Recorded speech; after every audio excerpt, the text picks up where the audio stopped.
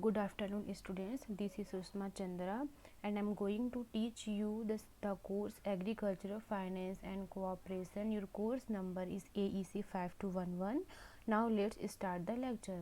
Last class में हमने discuss कर लिए थे कि व्हाट इज़ क्रेडिट, क्या हो क्रेडिट, डेफिनेशन, क्रेडिट की मीनिंग क्या होती है, क्रेडिट नीड्स इन एग्रीकल्चर और फार्मर्स को फाइनेंशियल रिक्वायरमेंट किन किन चीज़ों के लिए होता है, और क्रेडिट का क्लासिफिकेशन डिस्कस कर लिए थे। इसमें बेस्ड ऑन टाइम जो क्लासिफिकेशन है ये डिस्कस हो गया था, और बेस्ड ऑन पर्पस क्लासिफिकेशन ये भी डिस्कस हो गया था।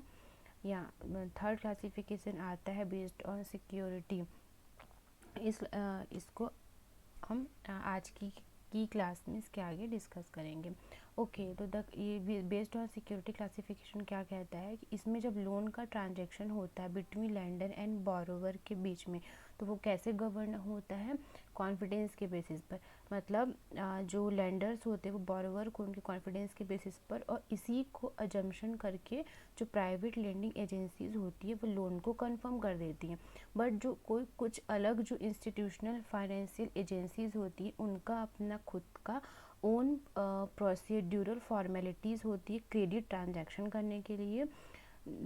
Therefore it is essential to classify the loans under this category into two sub categories। तो वो अपनी उसी फॉर्मेलिटीज़ को फॉलो करने के लिए इस कैटेगरी को दो सब कैटेगरीज में डिवाइड किया गया है, which is secured loan and unsecured loan. Secured loan अब क्या होता है, इस लोन को एडवांस करने के लिए जो बोरोवर होता है उसको एज अ सिक्योरिटी पर्पस के लिए बैंकों में या जो इंस्टीट्यूशनल फाइनेंशियल एजेंसीज होती है जहाँ से वो लोन ले रहे हैं उन वहाँ पर अपने को कुछ प्रॉपर्टी को एज अ सिक्योरिटी पर्पस वहाँ पे जाके रखना पड़ता है। उसके बाद ही वो लोन सैंक्शन करवा सकते हैं। तो वो इसके अकॉर्डिंग भी ये फर्दर 5 टाइप्स में डिवाइड किया गया है।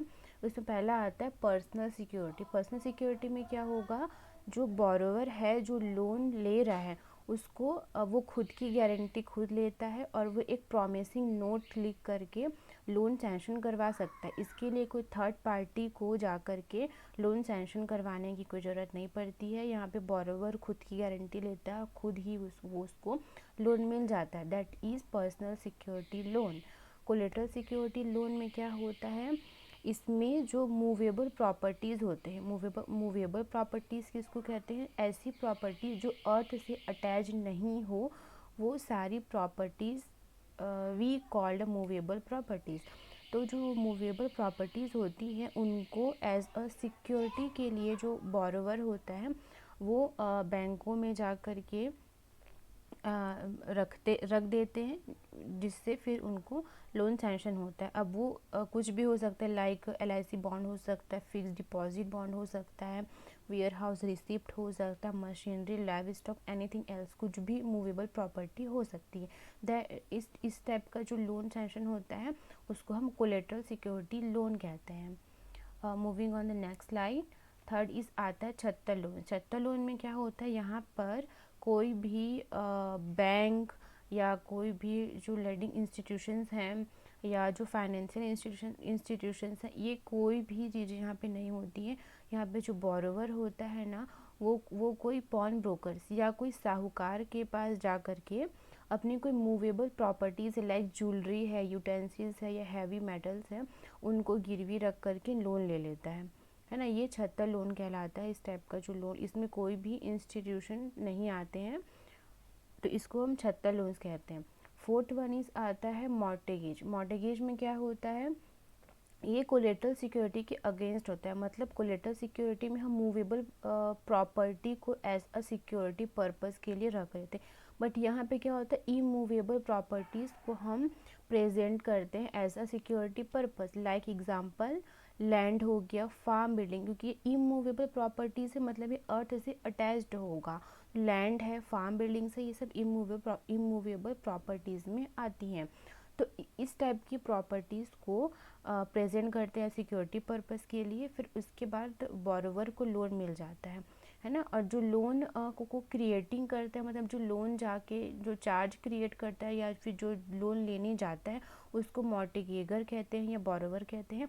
और जो पर्सन मतलब लाइक कोई इंस्टीट्यूशंस है या कोई बैंक है जो लोन दे रहा है उसको बैंकर या मॉर्टिगेई कहा जाता है।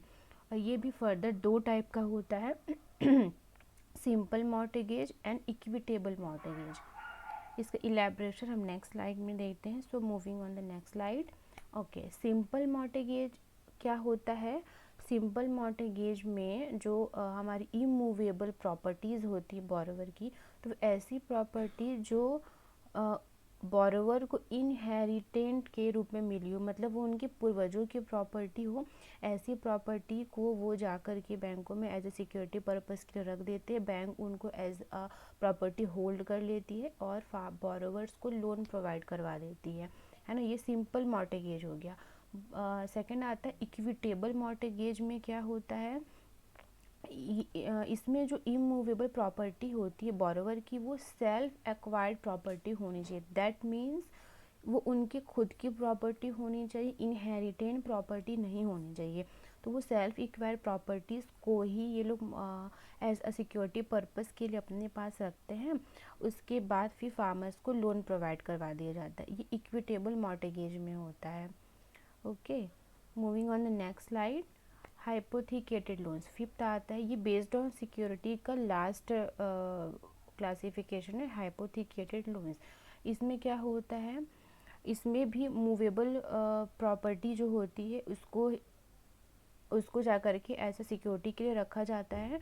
और इसमें जो बैंकर होते हैं जो लोन देते हैं उनके पास में ये लीगल राइट होता है कि अगर फार्मर अपनी जो लोन है उसको रीपे नहीं कर पा रहा है तो जो बैंक है वो उस प्रॉपर्टी को सेल करके अपने लोन को रीपे कर लें, या फिर फार्मर को जा कर के जो ऑनर होता है या जो बोरोवर होता है उनको ये बोलने का राइट होता है कि अब आप अपनी प्रॉपर्टी को सेल करके हमारे लोन को रीपे करिए, है ना। ड्यू अमाउंट को पूरा करिए। ये हाइपोथिकेटेड लोन्स में होता है। इसमें भी जो चार्ज क्रिएट करता है हाइपोथिकेशन का उसको हम हाइपोथिकेटर या बोरोवर कहते हैं, और जो बैंक होता है उसको हाइपोथिकेट कहते हैं। इसमें जो this happens in the case of tractor loans, machinery loans, मतलब ये ट्रैक्टर लोन्स के लिए, मशीनरी लोन्स के लिए हाइपोथिकेटेड लोन होता है। Under such loans the borrower will not have any right to sell the equipment until the loan is cleared off. मतलब क्या है, अगर कोई बोरोवर लोन लिया हुआ है फॉर ट्रैक्टर लोन के लिए या मशीनरी लोन के लिए, तो जब तक वो अपने लोन के अमाउंट को रीपे नहीं कर देता तब तक वो अपने इस इक्विपमेंट को बेच नहीं सकता। मतलब लोन को क्लियर ऑफ किए बिना अपने इक्विपमेंट को वो सेल नहीं कर सकता।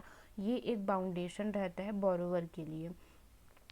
The borrower is allowed to use the purchased machinery और equipment so as to enable him pay the loan instalment regularly. और जो बोरोवर है अगर वो परचेज्ड मशीनरी या इक्विपमेंट है उनके लोन को अगर वो एक साथ पे नहीं कर पा रहे हैं तो फिर वो उनको इंस्टॉलमेंट में रेगुलरली पे कर सकते हैं। तो ये हाइपोथिकेटेड लोन होता है। Okay, moving on next slide. अब ये भी दो टाइप का होता है। जो हाइपोथिकेटेड लोन है वो टू टाइप्स के होंगे, की लोन्स एंड ओपन लोन्स। की लोन्स में क्या होता है, जो फार्मर है या जो बोरोवर है वो अपने एग्रीकल्चरल प्रोड्यूस को प्रोड्यूस करने के लिए लोन लेते हैं, है ना। लोन लेने के बाद में उनका जो प्रोड्यूस उनको मिलता है उसको जा कर के लेंडिंग इंस्टीट्यूशन में जा कर के रख देते हैं, है ना। इसमें लिखा will be kept under the control of lending institutions and the loan is advanced to the farmer. This helps the farmer from not resorting to distress sale, है ना। मतलब अपने एग्रीकल्चर प्रोड्यूस को वो ले जा करके लेंडिंग इंस्टीट्यूशंस में ले जा करके रख देते हैं और वहाँ से फिर वो अपना लोन ले लेते हैं, है ना। और इससे क्या होता है, फार्मर जो है जो डिस्ट्रेस सेल जिसके बारे में हम कल डिस्कस कर चुके उससे वो बच जाते हैं, उनका प्रोड्यूस है वो डिस्ट्रेस सेल से बच जाता है। सेकेंड में आता है ओपन लोन्स। ओपन लोन्स क्या होते हैं, Here only the physical possession of the purchased machinery rests with the borrower, but the legal ownership remains with the lending institution till the loan is repaid.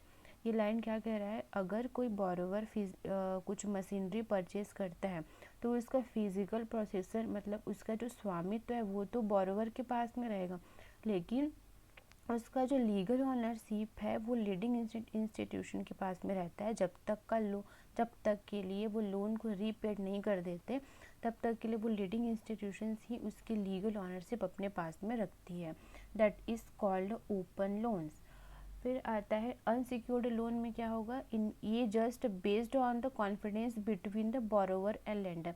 ये confidence के basis पर ही loan provide करवा देते हैं borrower को। इनकी कोई formalities या कोई सिक्योरिटी कुछ नहीं होता है, ये जस्ट बोरोवर से उनके कॉन्फिडेंस और एक फेथफुल के रूप में लोन प्रोवाइड करवा देते हैं। That is called unsecured loan. यहाँ पर बेस्ड ऑन सिक्योरिटी के बेसिस पे जो क्लासिफिकेशन था वो कंप्लीट होता है।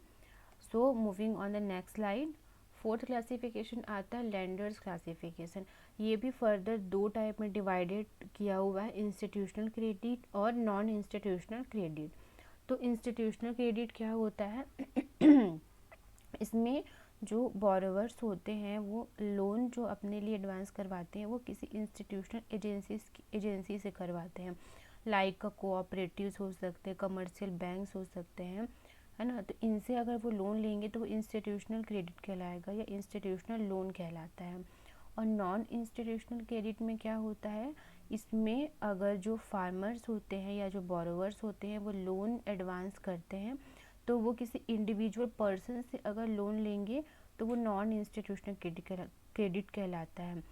वो पर्सन या तो एग्रीकल्चर मनी लैंडर्स हो सकते हैं या ट्रेडर्स हो सकते हैं या कमीशन एजेंट्स हो सकते हैं या कोई रिलेटिव्स या फ्रेंड्स एक्सेट्रा, कोई भी वो हो सकते हैं, बट वो नॉन इंस्टीट्यूशनल होने चाहिए, है ना। तो ऐसे जो लोन सैंक्शन होता है उसको हम नॉन इंस्टीट्यूशनल क्रेडिट कहते हैं। So moving on the next slide, fifth classification आता है बोरोवर्स क्लासिफिकेशन। अब तक हमने देखा है कि लैंडर्स के ऊपर डिपेंड कर रहा था कि वो इंस्टीट्यूशन है कि नॉन इंस्टीट्यूशन है कि उसकी सिक्योरिटी पर्पस क्या है, लेकिन इसमें बोरोवर जो लोन लेने वाले हैं वो भी कई टाइप्स के होते हैं। तो इसमें या तो वो बिजनेस एक्टिविटी के लिए लोन ले रहा है अगर कोई बोरोवर या फार्मर, तो वो कैसे कैसे लोन ले सकता है। डेयरी फार्मर्स कैसे कैसे बिजनेस के लिए लोन ले सकता है, डेयरी फार्मिंग के लिए, पोल्ट्री फार्मिंग के लिए, पीसी कल्चर फार्मर्स के लिए, रूरल आर्टिसंस के लिए। तो इन टाइप के चीज़ों के लिए अगर वो लोन ले तो उसको हम क्या कहेंगे, बिजनेस लोन कहेंगे, है ना। उसके बाद अगर आप साइज ऑफ फार्म होल्डिंग के लिए हिसाब से अगर बोरोवर्स जो लोन लें तो उसको हम मार्जिनल फार्म, तो वो किस टाइप का लोन हो सकता है, marginal farmers, small farmers, medium farmers और लार्ज फार्मर्स के रूप में ये डिवाइड होगा। इस बेसिस पर भी उनको लोन मिलता है और एक बेस्ड ऑन लोकेशन के बेसिस पर भी, कि अगर बोरोवर हिली फार्मर्स है या ट्राइबल फार्मर्स है उनके बेसिस पर भी बोरोवर को लोन प्रोवाइड करवाया जाता है। ठीक है, okay, moving on the next slide. Sixth classification किस पर बेस्ड है, बेस्ड ऑन लिक्विडिटी पर। ये भी फर्दर दो टाइप में डिवाइड किया गया है, self liquidating loans and partially liquidating loans. Self में क्या होगा, ये जो इस टाइप के जो लोन होते हैं उसमें इनकम जनरेट जो है जल्दी हो जाता है, मतलब they generate income immediately and are to be paid within 1 year और after the completion of 1 crop season. मतलब अगर इनकम लोन लेने के बाद में इनकम इमीडिएटली जनरेट हो रहा है तो उनको 1 ईयर या 1 क्रॉप सीजन में ही अपने लोन को रीपे करना पड़ता है। तो इस टाइप के लोन को हम सेल्फ लिक्विडेटिंग लोन्स कहते हैं, है ना। इसकी एग्जांपल में क्या कौन सा लोन आता है, क्रॉप लोन आता है। क्रॉप लोन्स को हम सेल्फ लिक्विडेटिंग लोन्स कह सकते हैं। फिर पार्शियली लिक्विडेटिंग लोन्स में क्या होता है, they will take some time to generate income and can be repaid in 2 to 5 years और मोर। इसमें क्या होता है, जो इनकम जनरेट इमीडिएटली नहीं होता है, इसमें इनकम जनरेट करने के लिए टाइम लगता है और लोन को रीपेड करने के लिए 2 to 5 ईयर्स या उससे ज़्यादा का टाइम दिया जाता है ना। ये जो लोन होता है वो इकोनॉमिक एक्टिविटी पर बेस्ड होता है for which the loan was taken. जो इंसान लोन ले रहा है या जो बोरोवर या जो फार्मर लोन ले रहा है उसकी इकोनॉमिक एक्टिविटी पर भी ये लोन बेस्ड होता है। अगर सपोज़ वो डेयरी लोन ले रहा है या ट्रैक्टर लोन ले रहा है या ऑर्चर्ड लोन ले रहा है, तो इन सब चीज़ों से इनकम जनरेट करने में फार्मर को या बोरोवर को टाइम लगता है, इसलिए इसमें रीपेड करने के लिए 2 to 5 ईयर्स से उससे ज़्यादा का टाइम होता है। इस टाइप के लोन को हम पार्शियली लिक्विडेटिंग लोन्स कहते हैं। ठीक है, okay, moving on the next slide. Based on approach. Based on approach में क्या होता है, दो टाइप का क्लासिफिकेशन होता है, तीन टाइप का sorry, individual approach, area based approach और differential interest rate approach. Individual approach में क्या होता है, जो this is advancing loans by the lending agency to any potential borrower for the purpose he needs. मतलब जो कोई पोटेंशियल बोरोवर है उनको अगर उनके पर्सनल नीड के अकॉर्डिंग कोई लेंडिंग एजेंसीज उनको लोन सैंक्शन करवाती है या लोन देती है, उसको हम इंडिविजुअल अप्रोच कहते हैं। मतलब इंडिविजुअली अप्रोच के थ्रू उनको लोन मिल जा रहा है तो इसको हम इंडिविजुअल अप्रोच कहेंगे। लाइक क्रॉप लोन हो गया, डेयरी लोन हो गया, ये सारी चीज़ें भी इंडिविजुअल अप्रोच के में आती हैं, है ना। फिर आता है एरिया बेस्ड अप्रोच में क्या होता है, loans given to the persons falling under given area for specific purpose will be categorized under this। मतलब अगर कोई स्पेसिफिक एरिया पर है, ऐसे जो बोरोवर हैं, ऐसे जो फार्मर हैं, अगर उनको लोन चाहिए तो उनको ऐसे एरिया वाइज कैटेगराइज्ड करके अगर लोन पास करते हैं या लोन सैंक्शन करते हैं तो वो एरिया बेस्ड अप्रोच कहलाता है। फिर थर्ड आता है differential interest rate DIR approach. इस अप्रोच में क्या होता है कि हमारी कम्युनिटी में जो वीकर सेक्शन वाले लोग रहते हैं या वीकर सेक्शन वाली कम्युनिटी रहती है, उनको अगर 4% इंटरेस्ट रेट पर एनम पर लोन प्रोवाइड करवाया जाता है तो इस टाइप के लोन को हम DIR या डिफरेंशियल इंटरेस्ट रेट अप्रोच कहते हैं, है ना। उनको इस टाइप मतलब लो इंटरेस्ट रेट पर लोन प्रोवाइड करवाया जाता है। ठीक है, okay, moving on the next slide. ये 8th कैटेगरी है और लास्ट क्लासिफिकेशन है which is based on contact. तो डायरेक्ट, ये भी दो टाइप में डिवाइड किया गया है, डायरेक्ट लोन्स और इनडायरेक्ट लोन्स। डायरेक्ट लोन्स में क्या होता है, loans extended to the farmers directly are called direct loans. मतलब अगर किसी फार्मर को डायरेक्टली कोई बैंक है या कोई लीडिंग इंस्टीट्यूशन है किसी फार्मर या बोरोवर को डायरेक्टली अगर लोन दे रहा है तो which is called direct loans, उसको हम डायरेक्ट लोन कहेंगे। इसमें की एग्जांपल में भी क्रॉप लोन आता है। और इनडायरेक्ट लोन मतलब अगर कोई एग्रो बेस्ड फील्ड में है, like fertiliser and pesticide industries है ना, उनके थ्रू अगर फार्मर को कुछ इनडायरेक्टली बेनिफिशियल मिल रहा है, फार्मर को बेनिफिट मिल रहा है इनडायरेक्टली, तो इस टाइप के लोन को हम इनडायरेक्ट लोन कहेंगे। मतलब इस ये डायरेक्टली फार्मर्स को ना मिल करके कोई एग्रो बेस्ड फर्म के थ्रू फार्मर को बेनिफिट मिल रहा है, तो इस टाइप के लोन को हम इनडायरेक्ट लोन कहेंगे। ओके, सो ये क्लास यहीं पर ऑफ होता है और यहाँ पे क्लासिफिकेशन जो था वो कंप्लीट हो गया है। आगे के टॉपिक्स हम नेक्स्ट क्लास में डिस्कस करेंगे। तब तक के लिए good bye and take care.